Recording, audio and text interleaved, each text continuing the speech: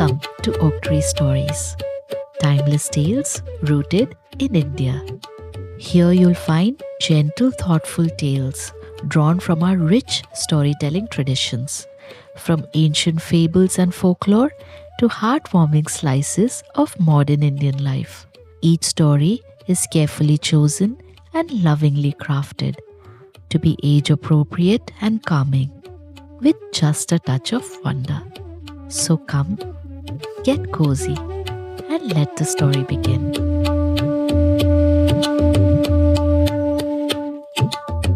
Hi, I'm Shalini, your storyteller. Before we begin today's story, here's a quick shout out to a young artist.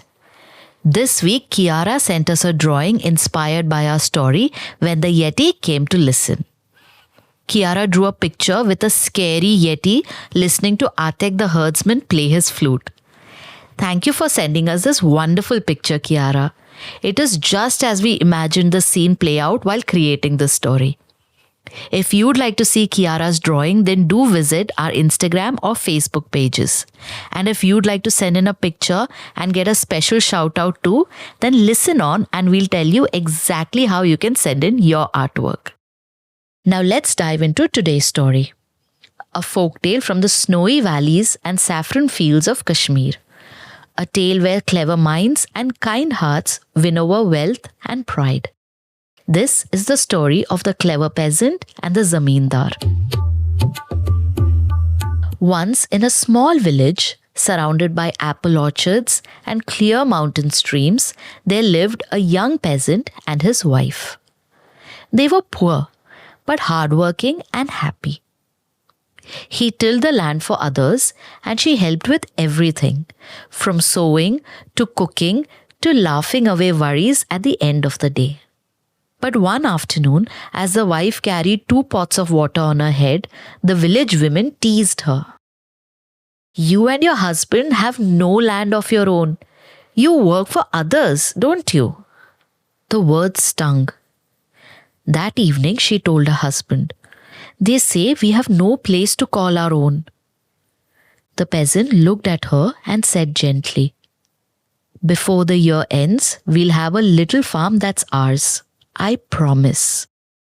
Now, he didn't have any savings, but he had strength, a good heart, and a plan. He went to the village patwari, the land record keeper, who whispered of a barren piece of land on the edge of the hills. "It's empty," said the patwari, "and no one cares for it. Work hard, make it fertile, and one day it could be yours." So the young man and his wife began to clear the rocky land. Day after day they dug, watered, and sang.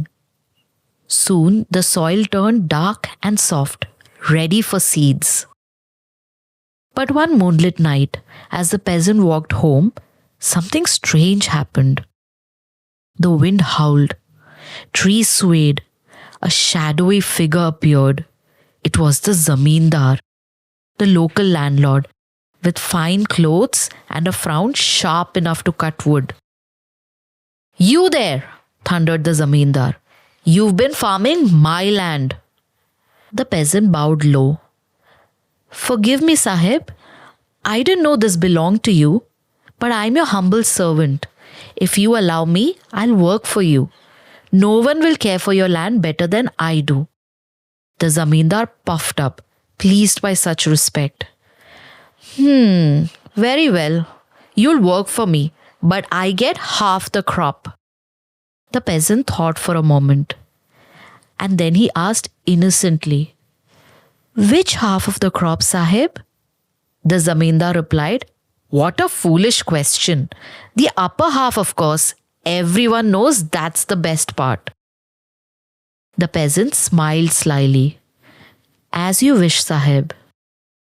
That season, the peasant planted turnips. Now, for those who don't know, turnips grow under the ground. Only the leaves stick out on top. When the harvest time came, the Zamindar came strutting down the field. "Well, where is my share?" "Here it is, Sahib," said the peasant, bowing. He pointed to a giant heap of leaves. The Zamindar took them proudly and left behind the fat, juicy turnips for the peasant and his wife. A week later, the leaves turned brown and smelly. The Zamindar fumed. That wretch tricked me. Next time, I'll take the lower half. When it was sowing season again, the Zamindar visited the peasant's house and said, This time I will have the lower half of the crop. You may keep the upper half for yourself. The peasant nodded humbly. As you wish, Sahib. That season he planted barley, tall golden stalks with the grain at the top. When harvest came, the peasant again divided the crop carefully. The Zamindar got all the roots, dry stubble and dirt. The peasant and his wife took home the golden grain. The Zamindar fumed. This man mocks me. I will teach him a lesson the next time. Just before the next sowing season started, the Zamindar visited the peasant and proclaimed arrogantly, This time I will take both halves, top and bottom. The peasant bowed. As you wish, Sahib. Then I shall only keep what's in the middle. That year he planted maize. Tall corn plants with fat cobs growing right in the middle of the stalks. When harvest came, the Zamindar arrived, robes flapping and moustache twitching, ready to gloat. But what he saw made his jaw drop. The roots and the tassels on top had been neatly piled for him, dry, useless and brittle. And in the middle, row upon row of golden corn glistening in the sun, already being carried home by the peasant and his wife. For a long moment, the Zamindar said nothing. His face turned the color of the setting sun. Then he stomped his foot so hard that dust flew into the air. "You!" he sputtered. "You have made a fool of me 3 times." The peasant bowed low. "Only by your own choosing, Sahib." There was a long silence. Then the Zamindar threw up his hands and declared, "Enough! I am done with this cursed land. Take it. It's brought me nothing but shame and straw." And off he went, his fine turban slipping sideways, his pride dragging behind him like a torn cloak. The peasant smiled and thanked him politely, and he and his wife danced among the rows of corn that glowed like gold in the sunlight. And from that day on, the land truly was theirs.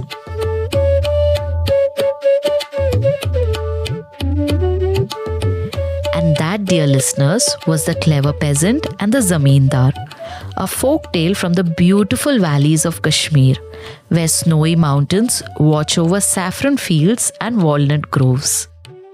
It reminds us that wisdom isn't about having the most power or money. Sometimes it's about thinking clearly, staying calm, and standing your ground with grace. If this story made you smile, we'd love to see what it inspired you to create. Maybe you could draw the clever peasant tricking the Zamindar with his turnips, or the golden barley fields swaying in the wind, or even the happy couple dancing among the shining corn. You can send us your drawings and we'll feature them on our social media pages and give you a special shout out in a future episode. Grown-ups, you can find us on Instagram and Facebook at Oak Tree Stories, or visit www.oaktreebooks.in/Oak Tree Stories to support us in bringing you timeless tales from across India. Until next time, dear listener, may you always remember that cleverness used with kindness can change your story too.